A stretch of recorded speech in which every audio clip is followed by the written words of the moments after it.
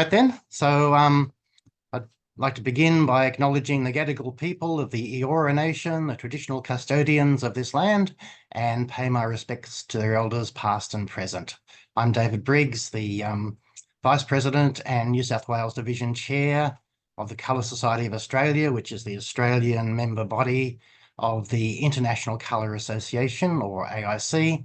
We're a 100% volunteer-run, not-for-profit organisation, and we welcome everyone as members and to our events. This event continues a series of webinars that we've been providing free of charge through the New South Wales division of the Colour Society of Australia since 2020. If you'd like to support us and gain unlimited access as a member to our recordings of previous webinars and conference presentations, you can join us anytime on our website. We have a full house of more than 100 registrants today from all over the world, so we're asking everyone to stay muted during the presentation. But if you have questions for Julie, please submit them in the chat as we go, and we'll try to get to as many as possible at the end. Julie Kleine is a stylist and educator with 16 years experience in the hair industry. As the owner and CEO of Colours with Chemistry, she is dedicated to empowering stylists through comprehensive education in colour theory and hair colour chemistry. Her company focuses on providing the knowledge and skills needed to formulate hair colour with confidence and precision. Julie's passion for teaching and her way of communicating hard concepts makes her a sought-after professional in the field of hair colour education. You can find out more about Julie and her courses on her website and by following Colours with Chemistry on Instagram. So I'm very, very pleased to introduce Julie. I met Julie as a student in an online colour course I was giving, and she stood out by enrolling in the wrong term for the United States, and she was attending from 2 in the morning, 2 till 5 in the morning or something, and she was still the I think as I recall the brightest questioner in the whole class. So great pleasure to have you here today, Julie. Take it away. Thank you so much, David. I'm really excited to be here, and I'm so grateful to you and the Colour Society for asking me to join today. I have been learning from you, David, for years. Before you and I had actually met, I had read all of your stuff, watched all your videos, your website. I've been studying for a long time. And so when the class opportunity came, even though it was 3 to 6 o'clock in the morning, I was all in, and it was an amazing class. I'm so grateful to have had that opportunity. And I'm super grateful to be here to share with everybody today a hairdresser's perspective on how we create color change. And, it's really interesting because I feel like most people are unaware of how much science and education and time and knowledge that goes into mastering hair color. And I think there's this common mentality of like, well, anyone can be a hairdresser. And technically, yeah, anybody can easily join and go to hair school. The barrier to entry is not hard, but I can guarantee you the barrier to mastery is excessively hard, and it sometimes takes a lifetime to get there. And it was something I was actually unaware of. I became a hairdresser at 38 years old. I had already gone to college. I had already had an 8-year career, and I was starting over. And so when I started learning, I was blown away by how much science and art and how it all combined. It was actually the first time in my entire life that I fell in love with science.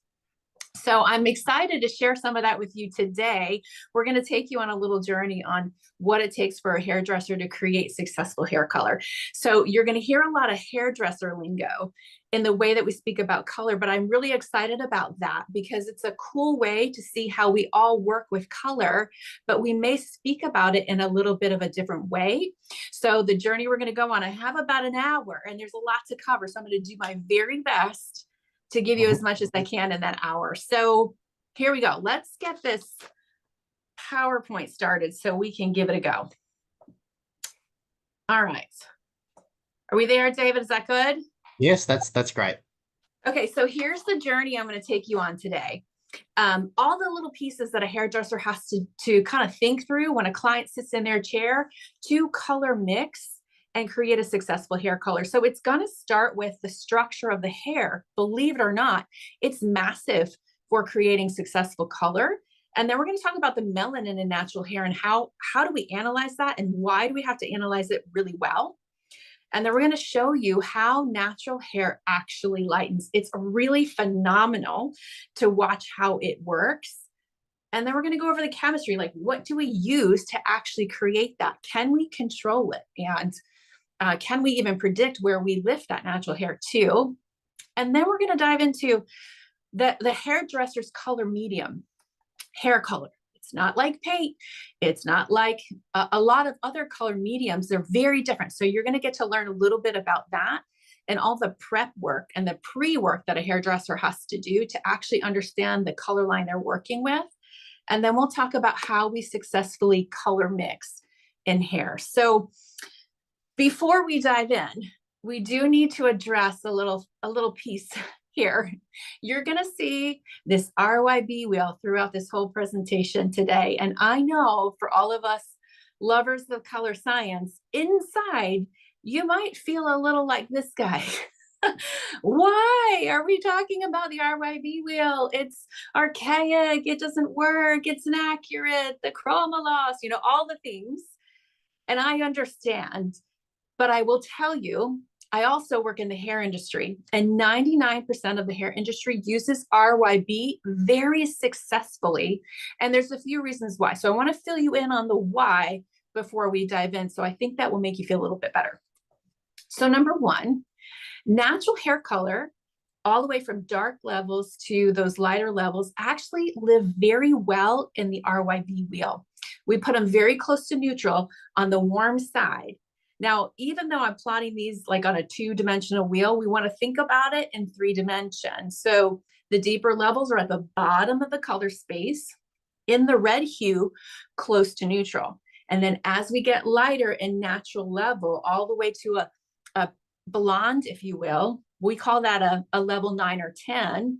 It's going to be in the yellow hue. So it's kind of up and around, kind of like a tether ball, but still close to neutral. So what happens though, when we lighten that hair, it's going to go through color change that actually fits the tones of the RYB wheel the best. So natural hair works really well in this color system. Also, our tubes of color. We work with oxidative hair color, and most of our oxidative hair color has some gray or brown mixed in with it, and it's called a base or a background. So we already work with very low chroma colors quite often. We do have mid chroma.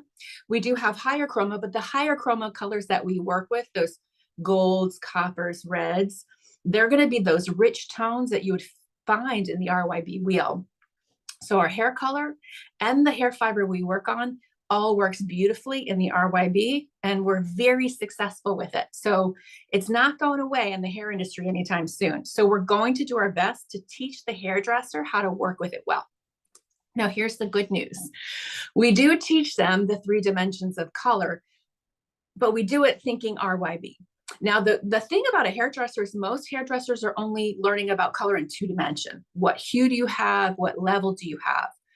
And even though they don't know much about chroma, they actually instinctually work with chroma very well. So we come in as a color company and try to help bridge the gap with the theory. That way they can understand it a little bit more and hit their color targets even more successfully.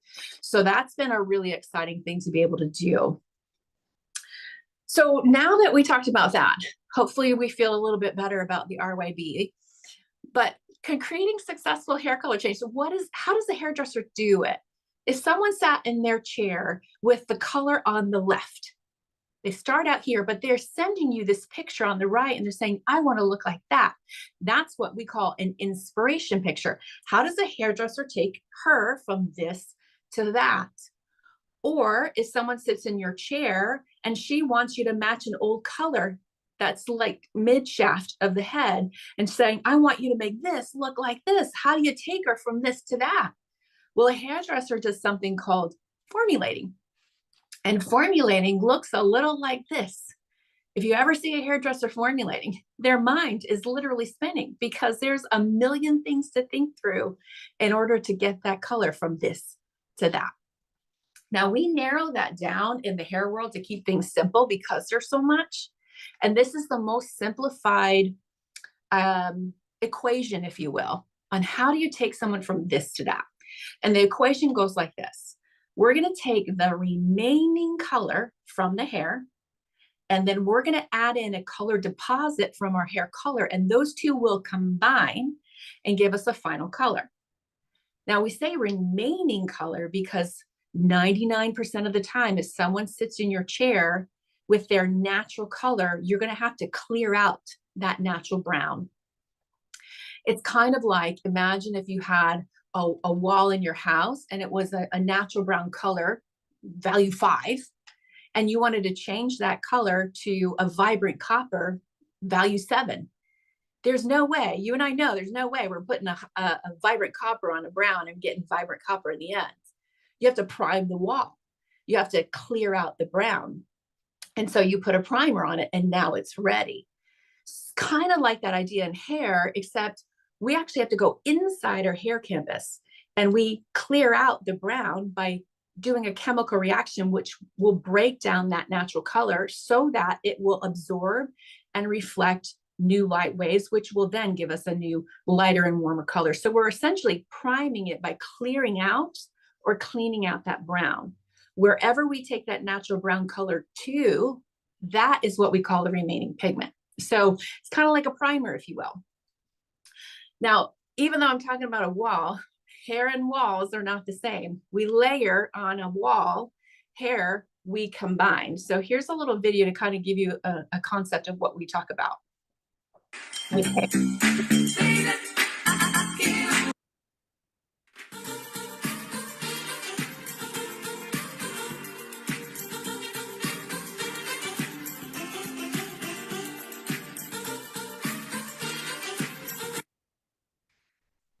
So when we color hair, we are certainly not layering. We have to go in there and they're literally combining together, which is really what makes hairdressing challenging, because our fiber is literally changing its color while we actually color it. So that's actually a pretty phenomenal thing that happens. And we'll kind of go along on what happens or how that happens along the way today. So you might feel like, okay, that's not that bad. That's kind of simple. And every hairdresser will tell you it is not that simple. So let's get started on why it isn't. The first thing a hairdresser has to do is they actually have to look at the hair structure and analyze what kind of hair structure am I dealing with? And here's the why. So this is a micro scan of a hair fiber. This is our canvas. It's 70 to 90% of a protein, and only 1 to 3% is that melanin that gives us the natural color. So that protein is creating this inside. This is called the cortex. The strength and elasticity of hair live here. And the inside is cortical fibers, kind of like cable wires, and it's glued together with an intercellular cement. The melanin is housed inside there. Now, the thing that covers it around, that's the cuticle layer. It's guarding that fiber because that fiber is where all that strength and elasticity lives. So we got cuticle layers on the outside, kind of like a bodyguard, if you will. Now, when we break that hair down, remember, only 1 to 3% is melanin. So here's what it looks like on the inside. So this right here, I'm going to go from outside in, if you can see my little cursor here. Those on the outside, that's your cuticle layer. That's guarding the inside. And then inside here is the cortical fibers that look like cable wires.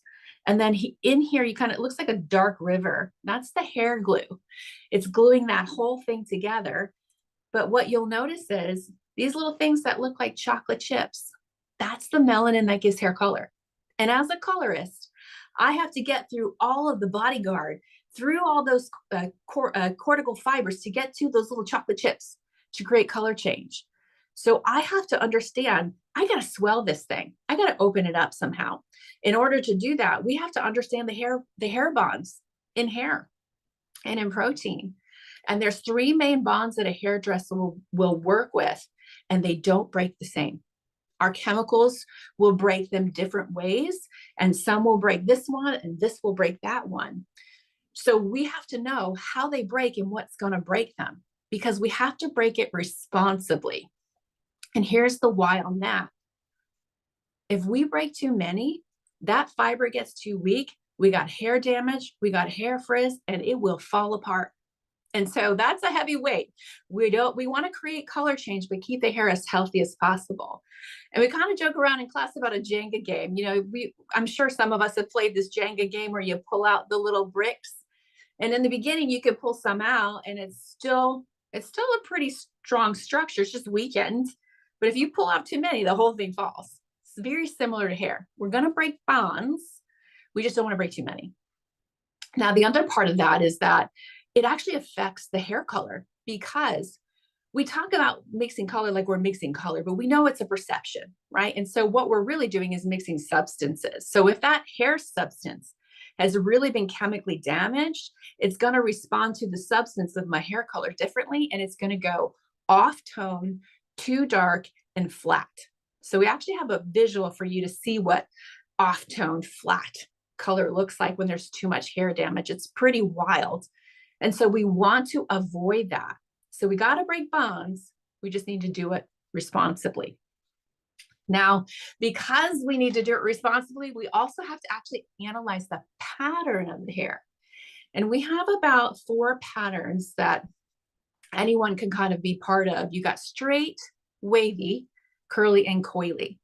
And the reason we want to analyze the pattern is, even though everybody's hair has a cuticle and that cortex, the pattern actually determines how that's structured.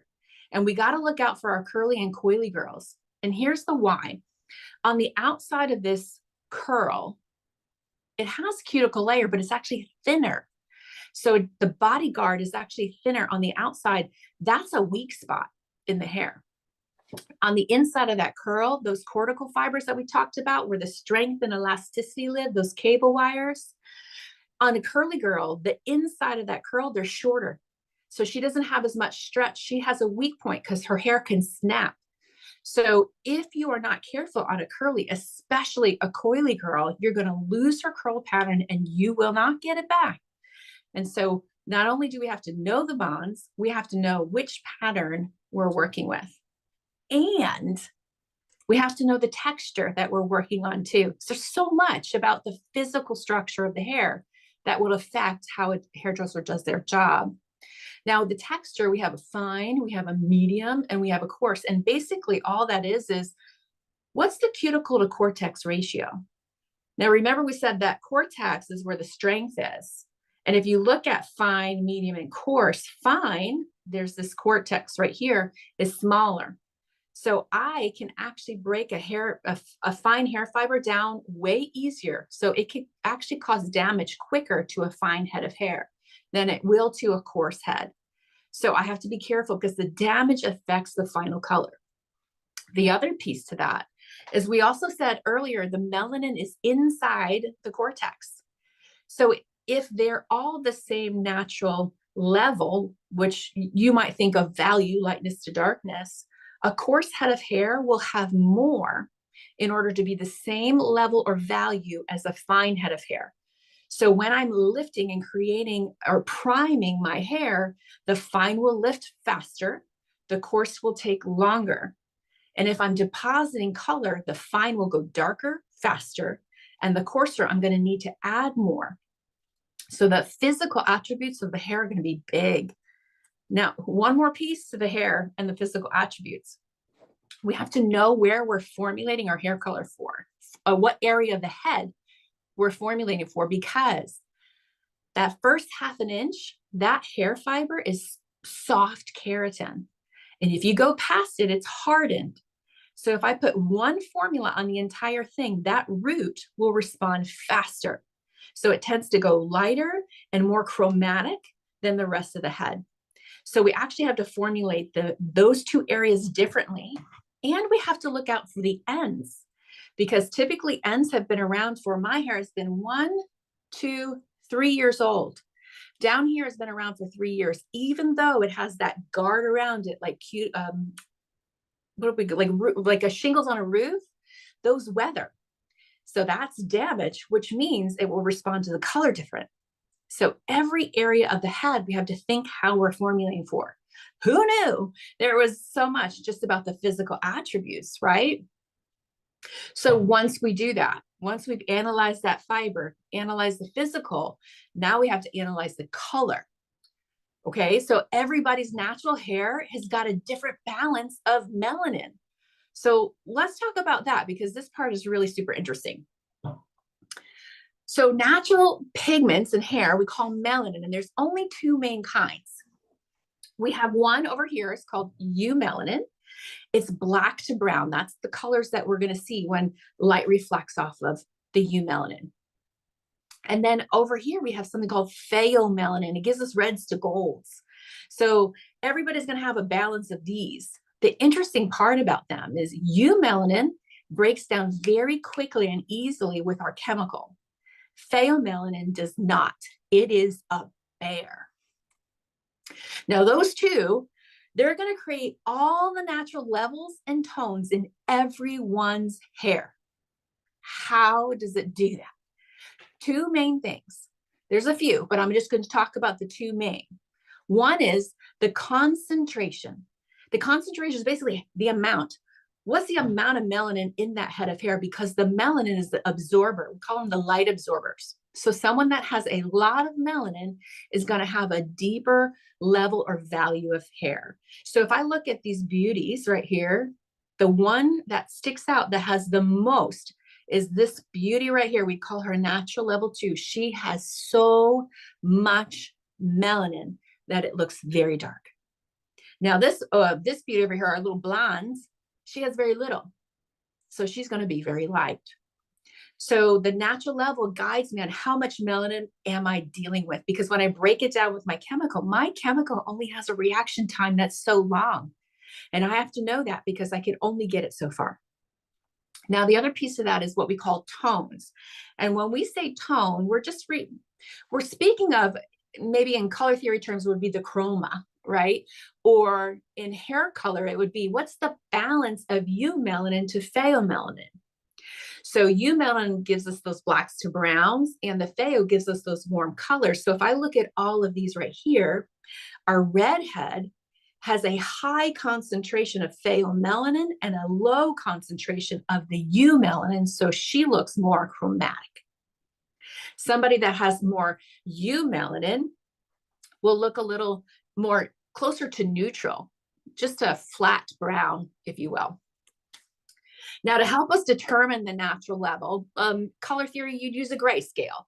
In our world, it's a natural brown scale, and we call that the level finder. Now, when we're looking for natural level, it's going to guide us. You know, is she a value 5? Is she a value 7? But at the same time, we can't forget that texture also matters. Remember, the size of the cortex is going to matter. So not only do we have to look at the level, we have to say, well, is she a fine level 5? Is she a medium? Or is she a coarse? Because those will lift and deposit differently. So not only what level, but what's her texture here? And the tone matters. When I'm breaking up that melanin, trying to prime the wall, it's going to matter. Both of these ladies would be considered a level or value 7 because the amount or the concentration is about the same. The biggest difference between the two is the balance between eumelanin and pheomelanin. And I have to know that because remember, we had said pheomelanin is very hard to break down. So if I put a chemical on them to break their melanin down, the redhead will take longer. So what that looks like is something like this. Both of these were natural level 6, value 6, same chemical, same amount of time, but they both lifted different. This one had a little bit more pheomelanin because it stayed warmer for longer. This one's still warm, but it went through color change easier. So it's going to affect what we can get from our primed wall. Now, here's the really fun part. I don't remember how many years into hairdressing before I learned this, but once I learned this, it was massive. So in order to guide us on what the tone balance is, because sometimes, you know, someone's not going to be as obvious as a redhead. Someone's going to be a brown, but she's a little warmer, and another person's a brown, but she's just kind of a little flatter brown. The eyes and skin give us clues as to what that balance is, because melanin in the skin, melanin in the eyes, melanin in the hair. It's the same DNA. So typically, blue eyes are considered cool, blue and brown. So they'll be heavier on eumelanin. Warm eyes like green or blue with gold flecks, or amber eyes, or you can kind of see like greenish hazel. They'll have some pheomelanin in there. Cool skin like pink undertones, eumelanin. Warm skin like yellow undertones, more pheomelanin. So if you ever have a hairdresser that ever looks into your eyes or looks at your skin tone, they're gauging what's that balance of melanin I'm going to come up against as I lighten her hair or his hair. So I'm going to show you this little video that shows different eyes, just so now you know warm versus cool. It'll kind of give you an idea. So take a peek.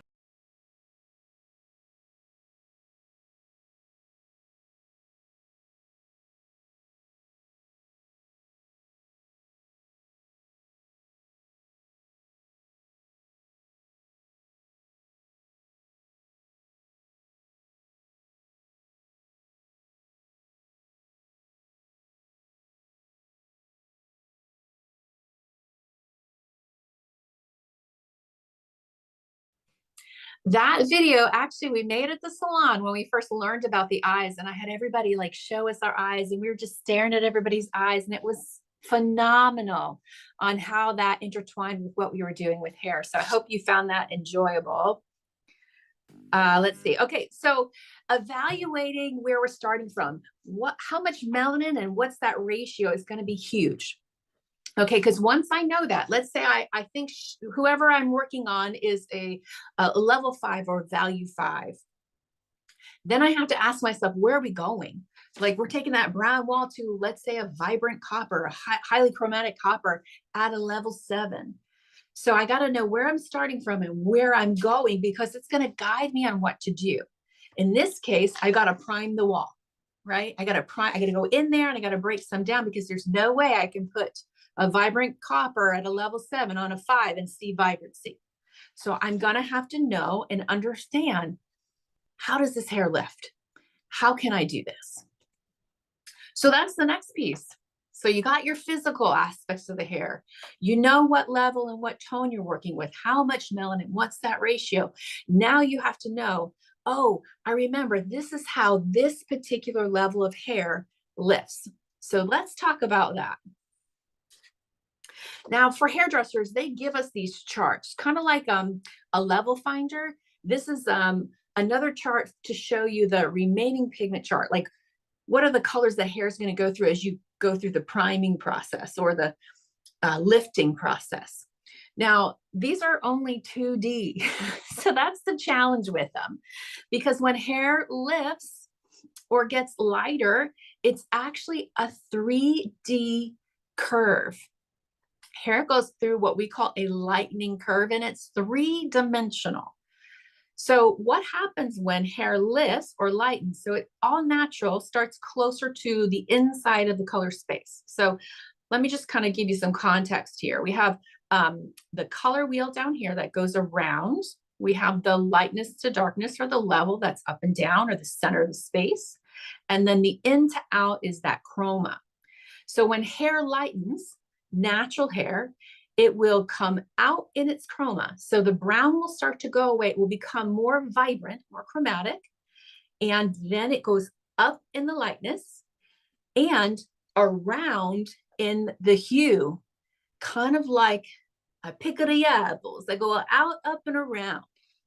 So let me play this so you can kind of see it spin in 3D, because this is really fantastic. So as it lightens, you see that movement to the right? That's hue change. And you'll see it on this wheel here. So we're coming from red, going all the way to the yellows. Pretty fantastic. So when we kind of teach this in class, we kind of help hairdressers understand this whole process of out, up, and around. Now, here's the interesting part about lifting natural hair. I keep saying natural because if it's previously colored, it will not lift the same. So this is only for natural. When the hair gets lighter, lightness and hue change go hand in hand. You cannot get lighter in hair without changing the hue at the same time. That movement to the right, there's no way it's going to go through that lightning curve.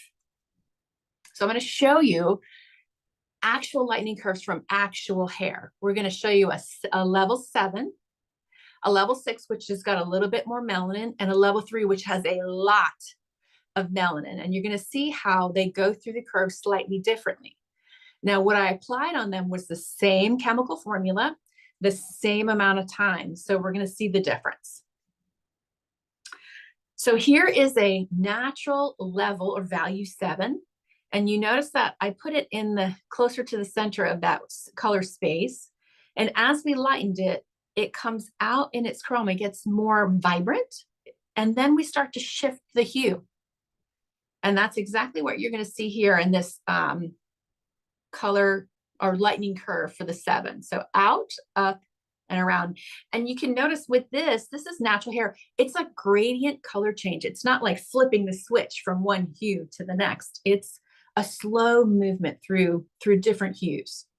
So that's our 7. So let's take a peek at the 6. So here's that 6. And after a while, you can look at these, you can almost visualize the curve happening. So it's starting to lose the brown, become more vibrant, and change the hue all at the same time. So here's that curve. This one went out a little further than the 7, not a ton because they're not that far apart in concentration. Now, this is one of my favorites, the 3. Are you guys ready? Look at the 3. This head of hair is the coarsest head of hair I've ever worked on. And it's so much melanin.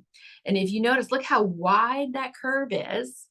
And at the end of it, those other 2 got to gold. We didn't even get past orange because there's just so much. Your chemical can only do so much in a certain amount of time. And so it can only go so far. So let's keep going here. So even though in the beginning, when I showed you that level finder or the remaining pigment chart that they give us, it just kind of looks like it goes up or goes around, like there's only one curve. But actually, every natural level will go through its own lightning curve. Now, here's the really cool part. One natural starting level can go through the lightning curve more than one way. So I could take this natural level 6 and I can take it out, up and around, or I could take it out, up and around. It just depends on the chemical strength that I apply to that head of hair. It will shift how it goes through the curve. Here's an example. I took a natural level 3, that really thick one that I was telling you I worked on. It was super thick and super dark. And I took it through the curve different ways just by changing the formula. Out, up, and around, out, up, and around.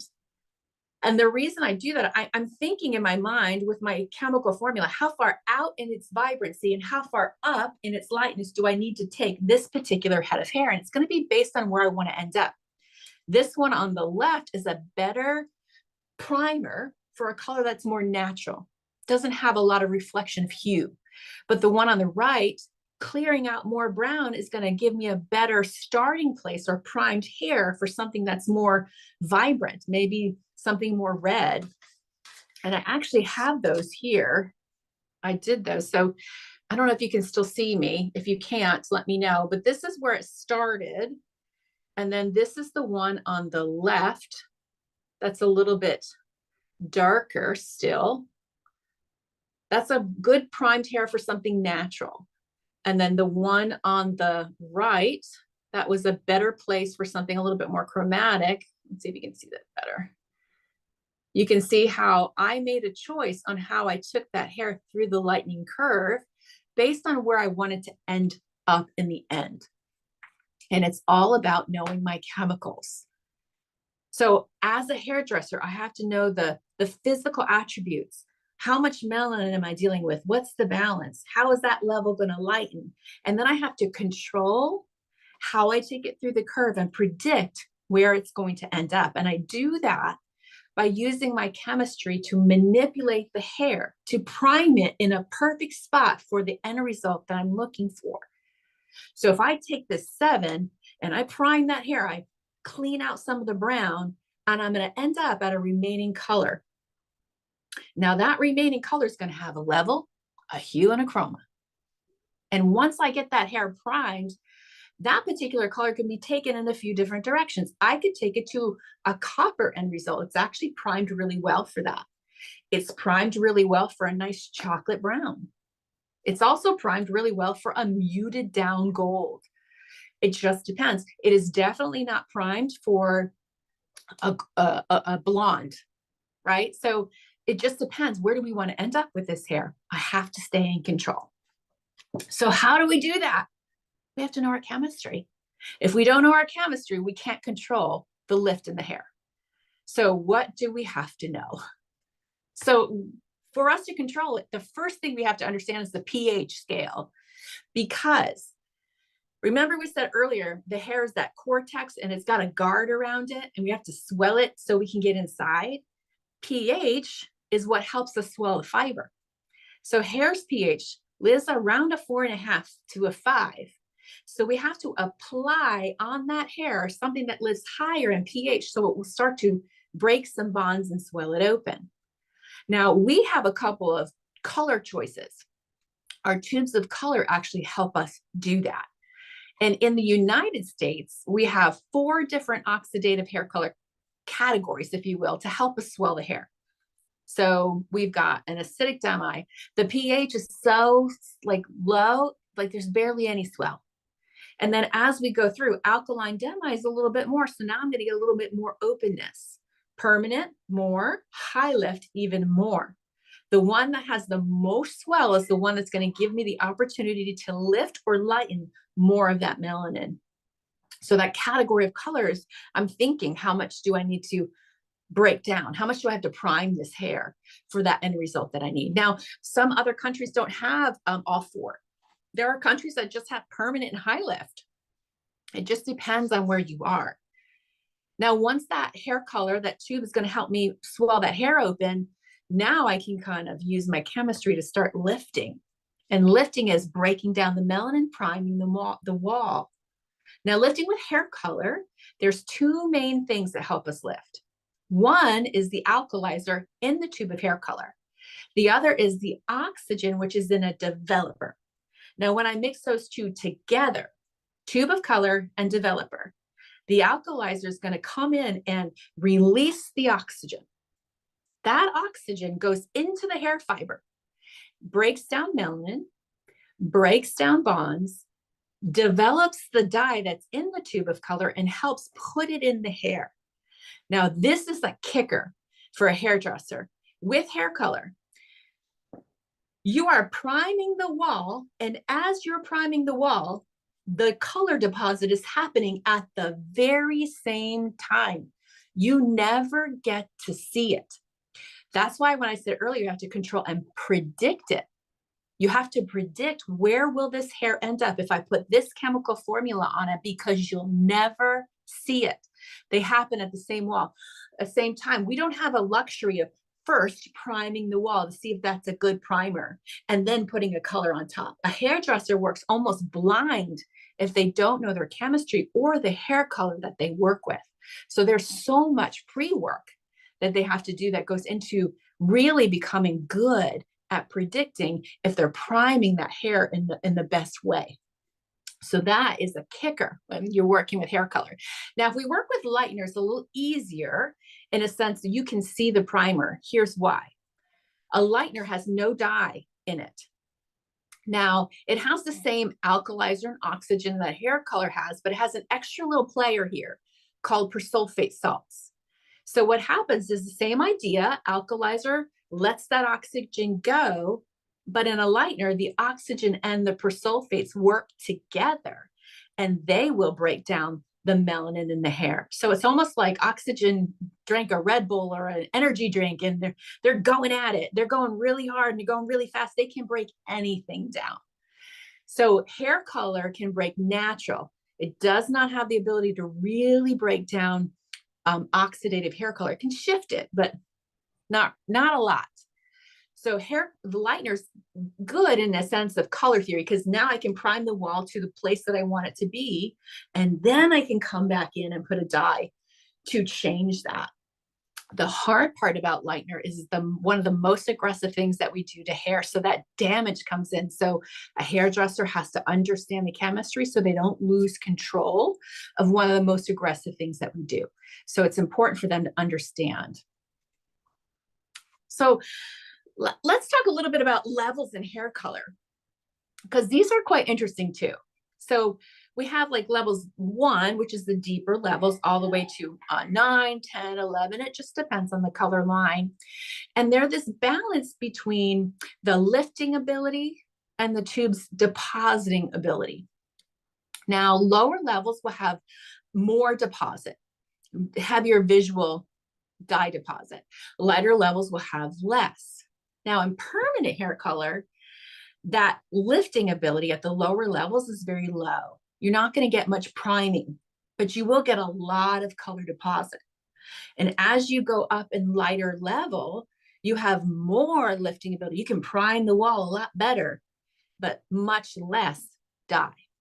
Now, those alkaline demi-permanents, the lifting ability stays the same across levels, but permanent, it changes. It gets more as that level gets lighter. So a hairdresser has to know that. Now, the developer that we work with, we don't just have one. We have different strengths. So those developers are like the energy release, the strength of the energy release. In the United States, we have volumes. And other countries, European countries, they have percentages, lower all the way to higher. So the higher you go, the more chemical strength it has.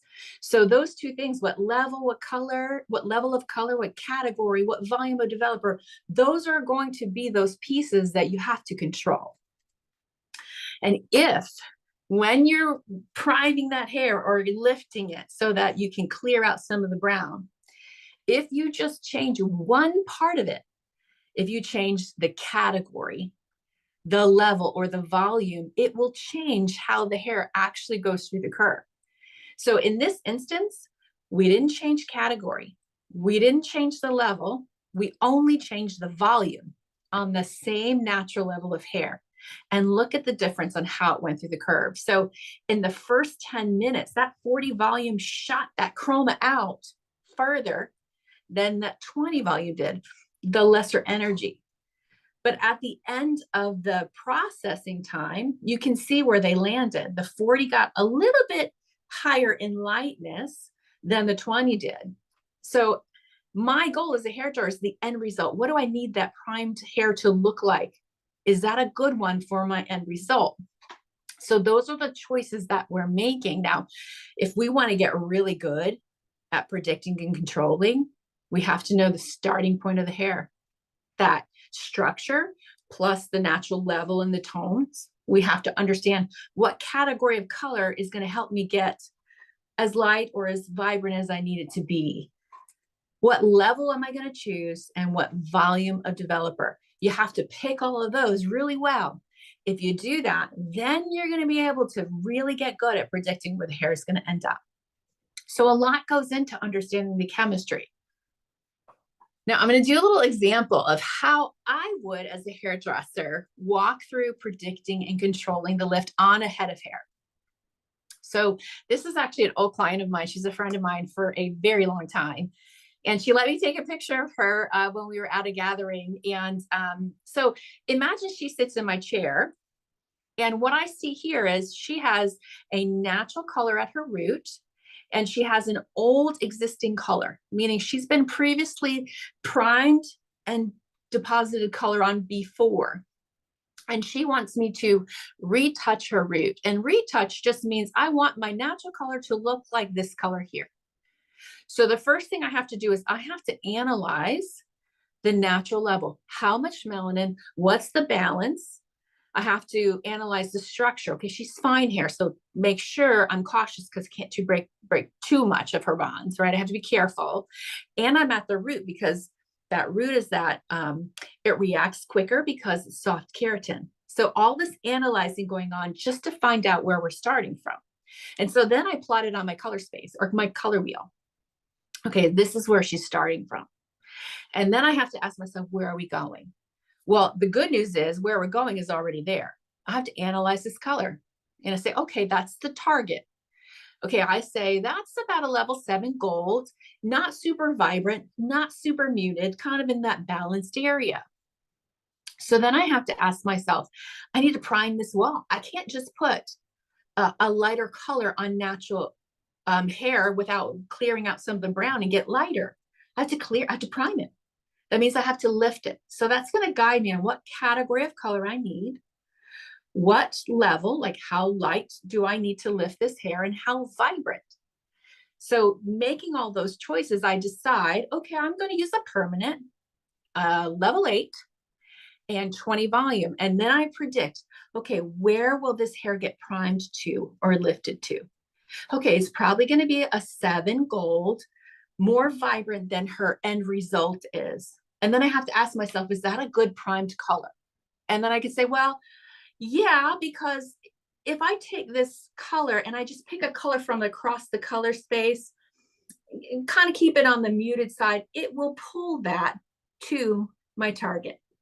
So all this thinking is happening while my client is telling me how little Johnny did on a soccer tournament last week and how crazy it was that, you know, Sally was 3 sheets in the wind at the family wedding last week, you know. So all this chatter going on and my mind is analyzing. Lots of analyzing, chattering, socializing, analyzing.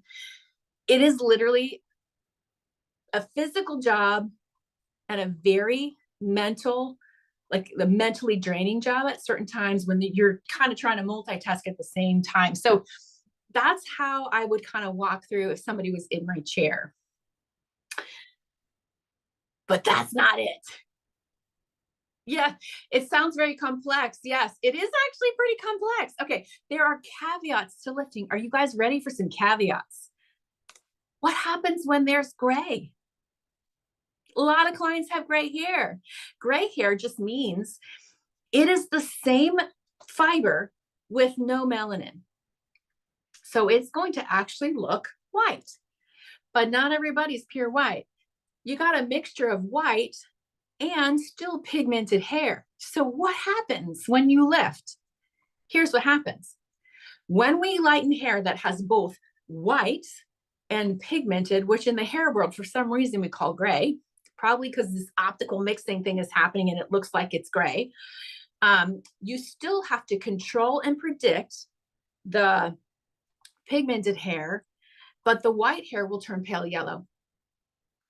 And it turns pale yellow because when protein gets broken down, it absorbs and reflects differently. It looks pale yellow.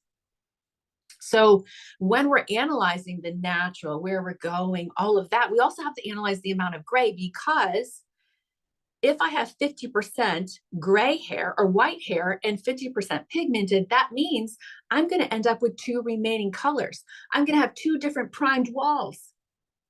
If she's 50%, immediately I know 50% of that is going to be pale yellow. The other 50%, I still have to control and predict.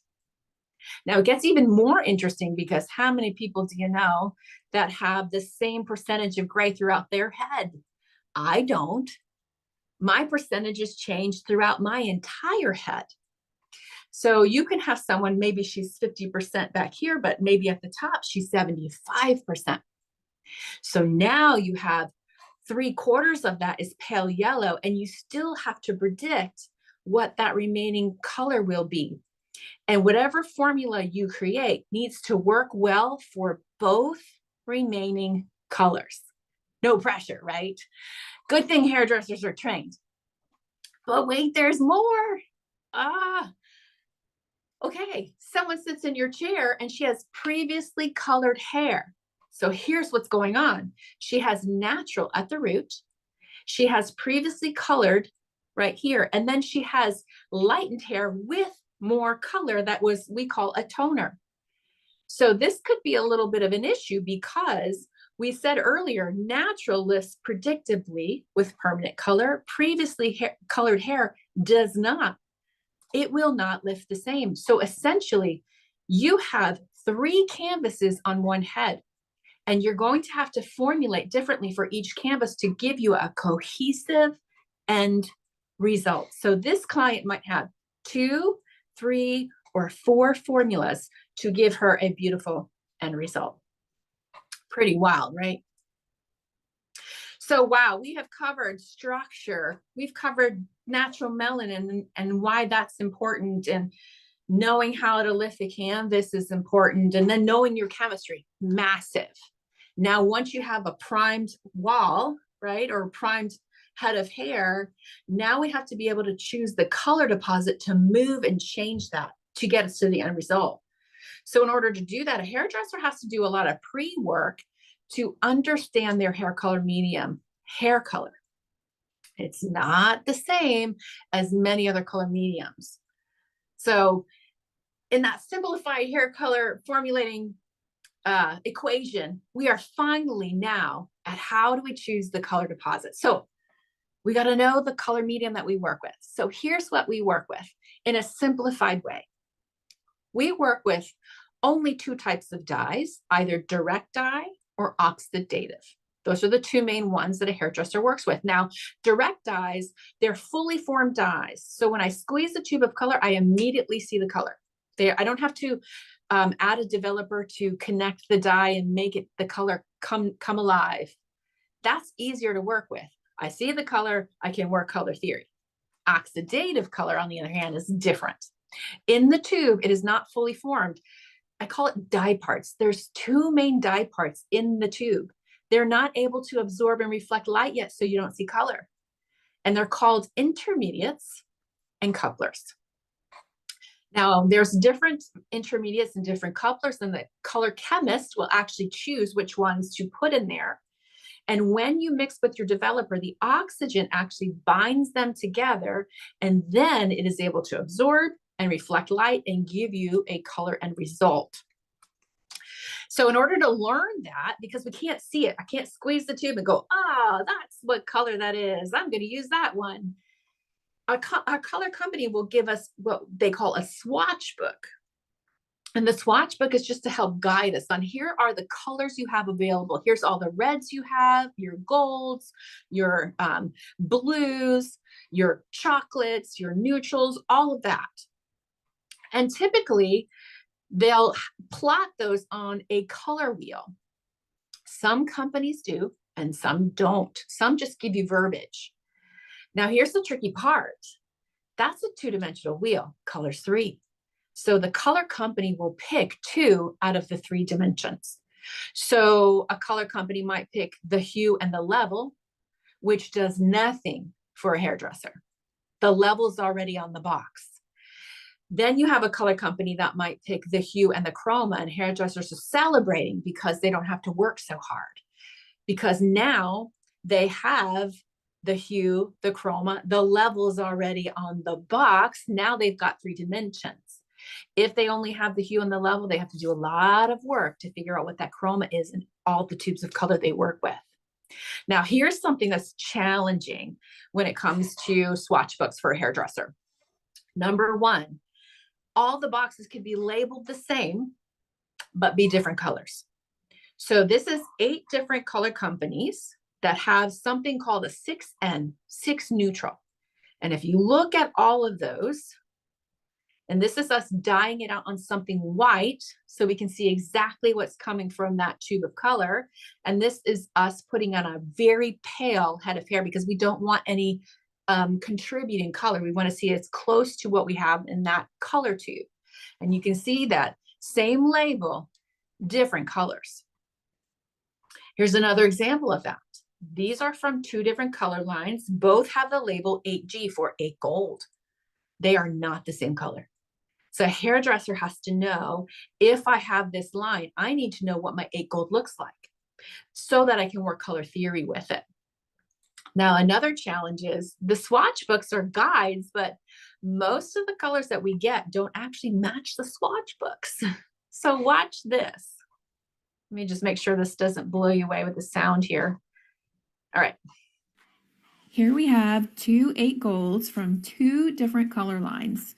And obviously they do not look the same. Now this is the swatch book that's supposed to be representing one of these 8 golds. Which one do you think it's supposed to represent, A or B? So that swatch book doesn't look like either one of them. And I'm going to tell you what it looked, which one it was representing. Representing this one right here. They are absolutely not the same color. So we encourage stylists all the time. We say, dye out your colors, dye them out. Don't work color theory from the swatch book. They're guides to give you an idea of what you have available. Work color theory from your swatch or your dye outs. Then you're going to get better results. So another thing that you have to learn about your color lines is this. They all could have the same value or level. But if you look at all these are all labeled a level 6. They do not all look the same level. There is not a ruler, if you will, of what a level 6 looks like across color lines. So we have to do the pre-work of knowing, how does my color line finish? Opaque? Is it more translucent or very transparent? When you have something transparent, you're going to see the primer and the color you put on it. But if you have something opaque, you're pretty much just going to see the color you put on it. You're not necessarily going to see that primed color that you made with your eyes. So you have to know that, because you're going to actually formulate your color deposit different. Now, here's something else that's interesting about levels in hair color. So levels, even though you have a tonal family of red, when we think of lightness to darkness, oh, a value 7 is lighter than the value 5, just, you know, up and down. But levels in hair color don't work like that. They are not lighter and darker versions of one another. They're actually different colors. And here's the why. Remember when we talked about how natural hair lightens, and as it gets lighter, it changes in hue. You can't have one without the other. So if I lift a natural level, a natural hair to a level 6, I'm going to have like an orangey copper undertone. But if I lift that hair to an 8, I'm going to have a goldish undertone. So even though, let's say I have a gold family, the 6 gold in my color line is made to work with the orange undertones, but the 8 gold in my line is actually made to work with the gold undertones. So they cannot be lighter and darker. They're typically different color, even though they're still in the same tonal family. So I'm going to give you a visual of what that looks like. Let me just make this a little bit. We have an 8G right from my color tube right there. And then over here is a 6G with clear. So I took it up to a level 8 visually. And what you'll see is that they are not the same color. So what does that tell us? It just means that even though your colors are in the same tonal family, 6G, 10G, 8G, it doesn't mean they're lighter and darker versions of one another. Pretty wild, right? So we have to know, what does my 8G look like? Because it won't look like an 8G. They'll look like different colors. So here, that's us learning a lot of pre-work to learn the color line that we're working with. And if we ever convert, which means we go from one color line to another, we have to start their pre-work over.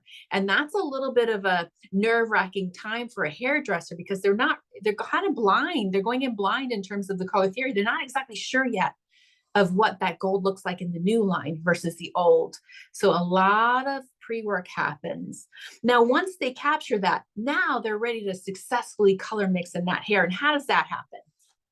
This is not super, super complex. You have to know color theory in order to do this part. But if I'm going to choose my color deposit for a specific remaining pigment or primed color, the thinking process that I have is this. I'm deciding what tone direction do I want to move that color. So whatever tone I pick is what's going to pull it. So I need to pull it or move it in the right direction. I have to pick the levels that will pull me with enough strength or a little strength. So those levels are really how strong is that pull. And then the parts come in when, let's say a hairdresser doesn't pick one tube of color. Maybe they're going to mix two colors together to create a color. So in that sense, let's say they want to mix together a violet and a gold. Well, how many parts violet? 2 parts violet, 1 part gold? Are they going to do 3 parts violet, 2 part gold? So parts are going to come in as well. So they're thinking when they're formulating which direction, how much pull do I need to have? Or is the color that I have the right tone or direction? Do I need to mix 2 or maybe 3 together in order to pull it in the right direction? Now that's just color theory. So don't forget, we're working on a fiber. So we can't forget that if there's texture, like fine, figure out where color theory will pull that color. And then if it's fine, the formula will actually have a little more strength because the cortex is small. It tends to go deeper. So it will pull it a little bit more. If there's porosity, that formula will take over. So we think in color theory, and then don't forget, we're working on a fiber. How will the fiber, the physical attributes, affect that end result? Because it absolutely will. Now, formulating, okay, I'm going to give you a couple more things. So we're almost done. Just so you know, we're going to round home soon for questions. But this part's really fun and exciting. And I think if you paint, you're probably going to appreciate this a lot. When we formulate, we don't just pick one color because we're thinking dimensional. And here's what I mean by that. If a client comes in and their hair color is very flat, there's not a lot of lightness, darkness, mid-tone, so there's no movement going on. What we're thinking as hairdressers is, how do we make this move? And we're thinking in highlight.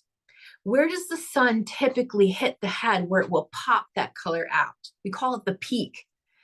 Where would the shadow be where there's not a lot of sun that's going to hit it? So it will appear darker. That's my dark tone. And then I'm thinking mid-tone. How do we create that in-between tone where the sun hit it a little bit, but not as light? So what we did in this case, this client did not want me to take her any lighter. So her primed hair is what she had. I had to work with what she had. So here's what I decided to do. I did one formula at the top that gave her a shadow, a deeper color, and switched the tone. At the same time, I weaved in a mid-tone, and then whatever was left out became the highlight, what the sun would have hit. And so just giving her 3 different formulas put movement in her hair. So we're not just formulating for a color, we're formulating for movement. Sometimes you'll see someone getting highlights. Highlights is the pop, the movement. Where would the sun hit? Our placement thinking is like highlight, mid-tone, dark tone. These are the ways we're thinking when we're formulating. Now wait, caveats for depositing color too, just like caveats for lifting hair. Color perception is such a huge deal in what we do. We don't have anything measuring color to give us any reflectance curves. We have to go by our eyes. So if your client sends you this photo, this inspiration photo from her iPhone, and you have an Android, so you get this phone, this inspiration picture on your phone, you're not looking at the same color. So when we're consulting about color change, we look at the same phone in the same lighting. Your client could get their hair done in your salon lighting, go home to their warm light bulb, bathroom light bulb, and their hair color looks different to them. And I always joke around, I'm like, just change your light bulb. You'll love your color, because color perception is huge. So we have to work through all of these different perceptions on what a client sees. Most clients think gold is orange, which is really pretty wild. Now here's the section where I was telling you that porosity would actually go really dark and off tone. Just to give you a little context here, I put a red violet color on 3 different levels of hair. So they should look like some version of a red violet. There's one that definitely does not. So let me just fix this volume here to not blow you guys away. All right, so watch this. Red violet. Still red violet, but there's gold undertone, but still red violet. Eggplant. Way dark eggplant. That red violet should never have done that. That is from damaged hair, a substance that got way too much damage. So it responded differently to the color, went off tone, dark and flat. And that happens a lot if a hairdresser's not paying attention to the porosity.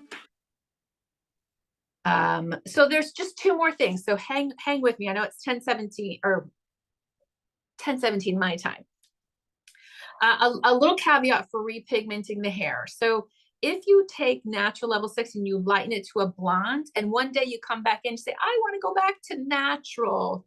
I want to be where I was. I cannot just put a 6 natural on your hair because it was meant to, that 6 natural was meant to be applied to a primed wall that looks like this. This is missing color. So before I actually put the 6 neutral on, I have to do something called filling. I actually have to add the primer that it's missing before I can then put your 6 neutral on. And if you're very far away, sometimes they have to do it 2 times. They have to fill twice before they can even put the natural color back in. One more thing, that's a caveat. Color removal. Remember how we said previously colored hair doesn't lift like natural hair? If this client has 3 different canvases and this dark piece is previously colored, she cannot look like that inspiration picture.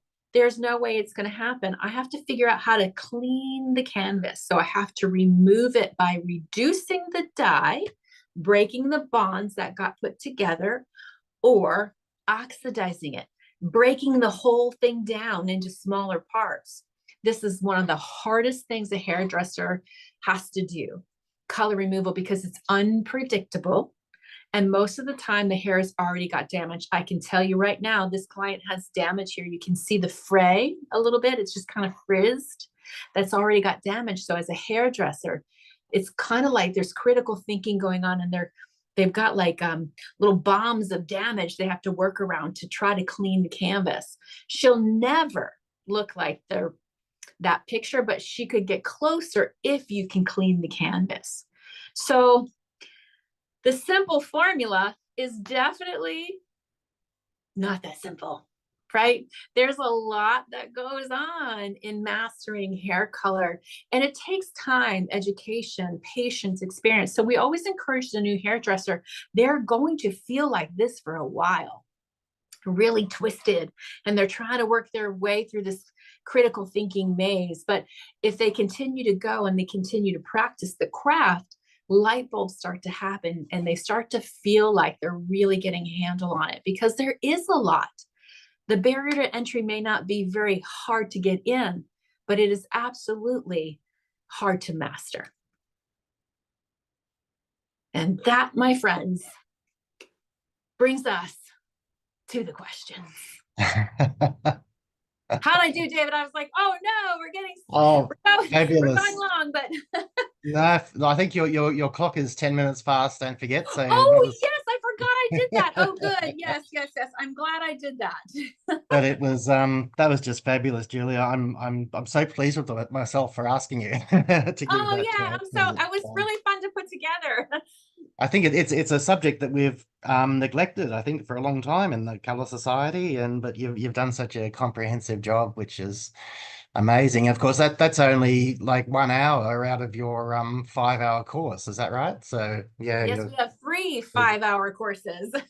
But Mm, you know what? The 3 courses literally take each section and really dive deep so that the hairdresser can really learn how to control that lift and how to color, how to choose their color deposits. So it's for the hairdresser to really dive in deep and really help them for the long-term success. yeah, yep, yep.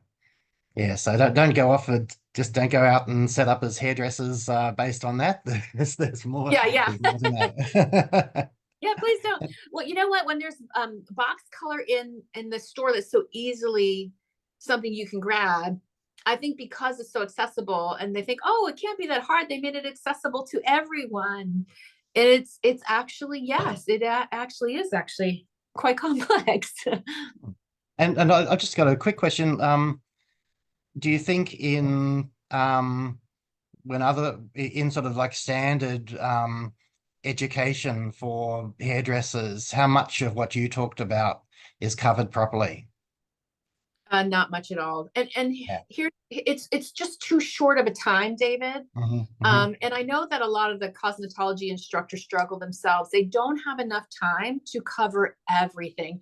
In order to pass their test, they have to learn all the sanitation.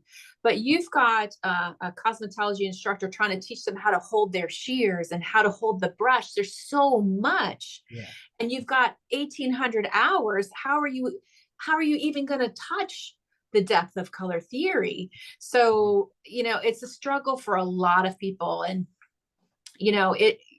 and when you come out of school, it's hard to learn because a lot of the education is based on color companies, and they are going to teach you certain things, but they won't teach you the whole thing. And so that's why we do what we do. How could we help reach more with education without selling a color brand or and color companies have their place and their education is awesome. We're just trying to do it without worrying about a brand. What's the education you need? How can we help you just be successful? Yeah. Are you able to see the chat questions there? Or shall I Let's see. I think there's been a lot of comments coming in. Not Oh, good. You know what? My chat is so far behind. So okay, I'll just have a quick look. I brought it all up. So just wanting to scan through quickly. Yeah. Okay, there's not all right, I think we can do a couple of them maybe. okay. Uh where do you where do you get natural hair for raining? Right, training maybe? And is there a difference between hair that's growing from someone's head compared to cut off hair? This is from Alison Burton. It, Oh, great question, Allison. uh, Okay. So how I get natural hair, when I was in the salon full time, I would actually save the hair that I cut from clients' hair that was natural. But now that I'm not in the salon, I actually have friends, hairdressers, that uh, save it for me. And I actually have old clients that will actually save their hair when they get it cut and give it to me. So that is the best way for a hairdresser to practice and train is on real natural hair. And the difference between hair that's cut off versus hair that's on the head, the only difference is where it is on the head. So early on, we talked about if it's at the root, it'll respond quicker. So when I'm practicing on hair that's either mid shaft or ends, I know that this has got some damage to it and it won't respond the same as it will up here. But if I know that, I can translate what's going on. I just remind myself I'm working mid shaft to ends. I'm not at the root. The root will go a little bit vibrant and a little faster. okay. All right. And Kate Bird has a question. I'm an image consultant, so forgive my hair ignorance, but I was once told that if you stripped anyone's hair right back to get to the melanin, it would appear warm, orangey. And this is why people with cool hair run the risk of looking too brassy if their cool, light hair dye isn't kept on top of. Hope this makes Yeah. sense. Hmm. Yeah. No, makes perfect sense. So remember, as hair lightens, it goes through that natural curve. That entire curve is warm. No Uh-huh. one lifts, no one lifts cool. Everybody lifts warm. We always kind of have a joke, like a client will come in and say, oh, I lift warm. you know, it's a hairdresser thing. We know like everybody lifts warm. Now, some people lift warmer than others. So what they'll do is they'll choose a dye deposit that will help neutralize or naturalize that down. But oxidative hair color fades. So those bonds that get chemically bound by the developer will slowly start to break over time, and you'll lose that neutralization. So that's why once you get warm, it's a constant battle to continue to deposit. Mhm, mhm. That's why they call it Fantastic. permanent color, not because the dye is permanent, because it's been permanently altered. Ah, okay. Mhm. All right. And there's another one from Alison again, or a question comment. This sounds very complex and potentially a lot of trial and failure process. How long does it take for a hairdresser to get experience with this? A painter can destroy a canvas with unsuccessful attempts with no harm. Just their ego, maybe, but the hairdresser has a real person with a real life in front of them. Yes, and you know, they have training, and typically they work underneath a master color, someone that's got more experience that will help guide Yeah. them. Mhm. But there are times they're going to make some mess ups happen. Typically, they're not dramatic or drastic because they have training or someone helping and guiding them, but it is a trial growing in your craft while you do your craft. But we always encourage the hairdressers, especially the new ones, do things that would make you nervous if it sat in your chair. Do it with a the low pressure stake environment, meaning do it on hair swatches, cut that natural hair, practice on it in your downtime, so that when the client is sitting in your chair, you're more ready. So the more practice they do at home, the quicker they'll get through that period of like, you know. And even like there are times where things just happen. You can do a lot of analyzing, but there's only so much you can do because it's hair. It's a human. Everyone's different. So there are things that just are like out of the blue happen that you would never guess would happen. So, for instance, there are times where, let's say if you have minerals in the water, or if you are in the pool and you have minerals on your hair, the minerals in the hair actually are a catalyst for the developer. So it will start to smoke and get super hot. Like there are times. So yeah, there are you can see it doesn't happen a lot, but every now and then. So hairdresser will do what they can to kind of clean out the minerals before they lighten the hair. But I've seen a couple times where you see the foils start to smoke, and it's something you can't see with your eye. Scary. Yes, for all concerned, I'm sure. Yes, yes. All right. Well, that's great. There was one comment earlier on. Someone wanted you to repeat a part. I think it was the part we were talking about looking into people's eyes and the skin. But Yes. I think the recording will be available to everyone for a couple of weeks. So maybe that's they could have a look at the recording since time's getting on. So yes, we'll send an email out to everyone who registered with the link to the recording, and that we'll have that up for non-members as a for a couple of weeks so you can get a chance to see it. Sounds All great. right. Okay.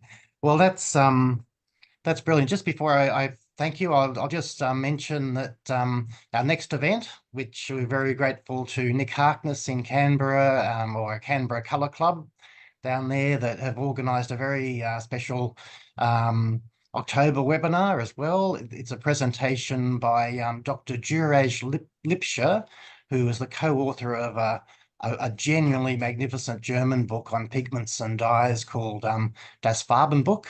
And so we've opened registration for that now for Colour Society members, and it'll open on next week for non-members. And once again, it's another one that I'm sure will be booked out. So so register soon if you'd like to hear that one. But thank you so much, Julie. That was absolutely fantastic. You're such a great communicator, and such a wonderfully organized and illustrated talk, just a model talk. So thank you so much. Thank you so much, everybody. Yes.